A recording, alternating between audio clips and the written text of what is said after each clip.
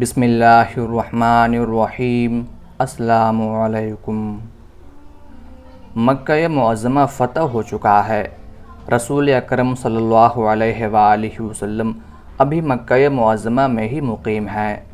مکہ معظمہ کے 3 بڑے چودھری ابو سفیان بن حرب، عتاب بن اسید اموی اور حارث بن ہشام کعبہ کے صحن میں بیٹھے ہوئے ہیں۔ رسول اکرم صلی اللہ علیہ وآلہ وسلم نے حضرت بلال رضی اللہ تعالی عنہ کو حکم دیا کہ وہ اذان دیں۔ حضرت بلال رضی اللہ تعالی عنہ نے اپنی خوبصورت اور بلند آواز میں خانہ کعبہ کی چھت پر چڑھ کر اذان دینا شروع کی۔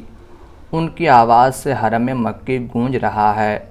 عتاب اپنے ساتھیوں سے کہہ رہا ہے کہ اچھا ہوا میرا باپ اسید یہ اذان سننے سے پہلے ہی وفات پا چکا ہے، ورنہ اسے ایک ناگوار آواز سننا پڑتی۔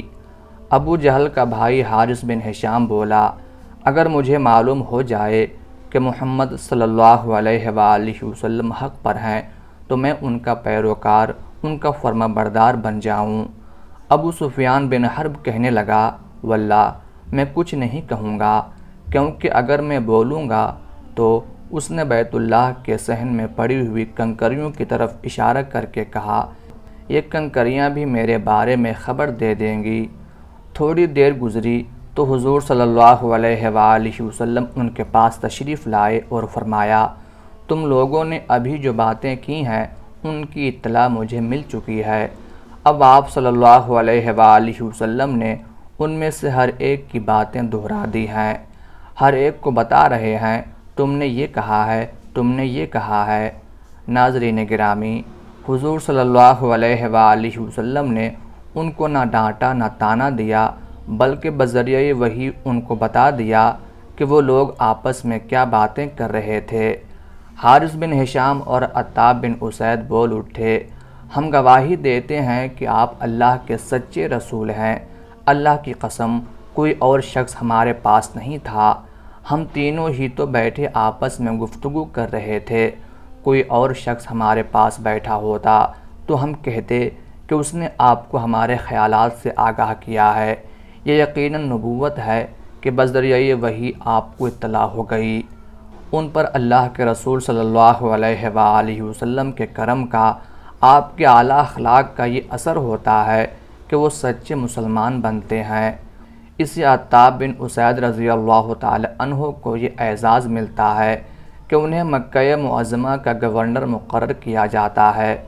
وہ ارتداد کے زمانے میں نہ صرف ثابت قدم رہے بلکہ اہل مکہ کو بھی ادھر ادھر بھٹکنے نہ دیا، اور اس کامیابی سے اپنی ذمہ داریوں کو پورا کیا کہ وہ اپنی زندگی کے آخری وقت تک مکہ معظمہ کے گورنر رہے۔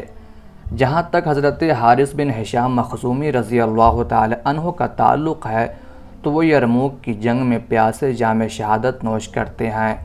حضرت ابو سفیان بن حرب رضی اللہ تعالی عنہ نے اسلام لانے کے بعد اسلام کی جو خدمت کی وہ کسی سے پوشیدہ نہیں۔ انہوں نے اسلام کی خاطر اپنی دونوں آنکھیں قربان کر دیں۔ طائف کے محاصرے کے دوران میں ان کی ایک آنکھ چلی گئی، جبکہ جنگ یرموک میں دوسری آنکھ کی بینائی بھی جاتی رہی۔ یاد رہے رسول اکرم صلی اللہ علیہ وآلہ وسلم کے پردادا ہاشم اور ابو سفیان رضی اللہ تعالی عنہ کے پردادا عبد شمس سگے بھائی تھے۔ غزوہ حنین فتح مکہ کے فوراً بعد ہوا۔ حضور صلی اللہ علیہ وآلہ وسلم نے حنین کے میدان میں تاریخی فتح حاصل کی اور طائف کی جانب روانہ ہوئے۔ غزوہ طائف کے بعد آپ صلی اللہ علیہ وآلہ وسلم اپنی اونٹنی پر سوار حنین کی طرف واپس تشریف لا رہے تھے۔ حضرت ابو رحم غفاری رضی اللہ تعالی عنہ کی اونٹنی حضور صلی اللہ علیہ وآلہ وسلم کی اونٹنی کے ساتھ ساتھ چل رہی تھی۔ یہ اونٹنی بڑی طاقتور اور تیز رفتار تھی۔ اللہ کے رسول صلی اللہ علیہ وآلہ وسلم ان سے باتیں بھی کر رہے تھے جو ان کے لیے بڑی عزت اور شرف کی بات تھی۔ ادھر ان کی اونٹنی ان کے قابو میں نہ آ رہی تھی۔ انہیں ڈر تھا کہیں یہ اللہ کے رسول صلی اللہ علیہ وآلہ وسلم کی اونٹنی سے ٹکرا نہ جائے۔ وہ اسے ایک طرف رکھنے کی کوشش کر رہے تھے، وہ مسلسل اس کی مہار کو کھینچ کر رکھے ہوئے تھے مگر اونٹنی ان کے قابو سے باہر تھی۔ پھر وہی ہوا جس کا انہیں ڈر تھا، ان کی اونٹنی رسول اکرم صلی اللہ علیہ وآلہ وسلم کی اونٹنی سے ٹکرا گئی، جس کی وجہ سے رسول اکرم صلی اللہ علیہ وآلہ وسلم کے پاؤں مبارک میں چوٹ آ گئی۔ ابو رحم رضی اللہ تعالی عنہ کہتے ہیں کہ رسول اکرم صلی اللہ علیہ وآلہ وسلم کے ہاتھ میں چھڑی تھی۔ آپ صلی اللہ علیہ وآلہ وسلم نے میرے پاؤں پر چھڑی سے ہلکا سا مارا اور فرمایا، تم نے مجھے تکلیف دی ہے۔ ابو رحم رضی اللہ تعالی عنہ کہتے ہیں میری کیفیت یہ تھی کہ مارے شرم اور خوف کے اپنا چہرہ چھپا رہا تھا۔ میں سخت پریشان اور شرمندہ تھا اور سوچ رہا تھا یہ میری بدقسمتی ہے کہ میری وجہ سے نبی رحمت صلی اللہ علیہ وآلہ وسلم کو تکلیف پہنچی۔ میں سوچ رہا تھا کہ میرے بارے میں قرآن میں آیت نازل ہوگی اور اس میں میرے لیے عذاب کا حکم نازل ہو جائے گا، کیونکہ میں نے رسول اللہ صلی اللہ علیہ وآلہ وسلم کو تکلیف پہنچائی ہے۔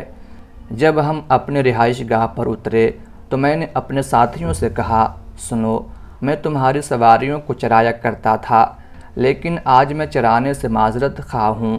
میں گھر سے چلا گیا۔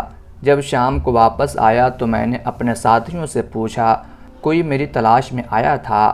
انہوں نے جواب دیا، ہاں ہاں، اللہ کے رسول صلی اللہ علیہ وآلہ وسلم تمہاری تلاش میں آئے تھے۔ میں نے اپنے دل میں کہا، اللہ کی قسم، وہی بات ہو گئی جس کا مجھے ڈر تھا۔ میں نے ان سے دوبارہ پوچھا، کون کون آئے تھے؟ کہنے لگے، ایک انصاری بھی تمہاری تلاش میں آیا تھا۔ میں مزید خوفزدہ ہو گیا۔ میں پریشان حال تھا، پھر بھی میں ہمت کر کے اللہ کے رسول صلی اللہ علیہ وآلہ وسلم کی خدمت میں پہنچ گیا۔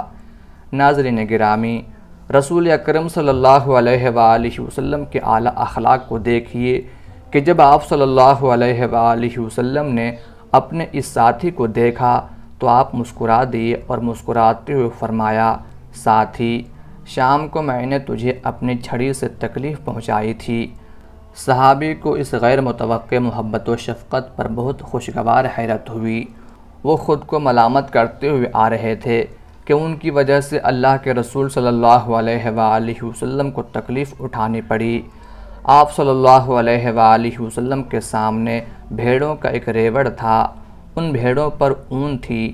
آپ صلی اللہ علیہ وآلہ وسلم نے اس ریوڑ کی طرف اشارہ کر کے فرمایا، یہ تمام بھیڑیں تمہاری ہیں۔ اللہ اکبر۔ حضور نبی رحمت صلی اللہ علیہ وآلہ وسلم نے اپنے ساتھی کو ذرا سی چھڑی چھوئی تھی، اس کا بدلہ یوں دیا کہ بکریوں کا ایک پورا ریوڑ ہی عطا فرما دیا۔ ابو رحم رضی اللہ تعالی عنہ کہتے ہیں میں نبی رحمت صلی اللہ علیہ وآلہ وسلم سے یہ تحفہ حاصل کر کے روانہ ہوا۔ میں نے بھیڑوں کی گنتی کی تو ان کی تعداد 80 تھی۔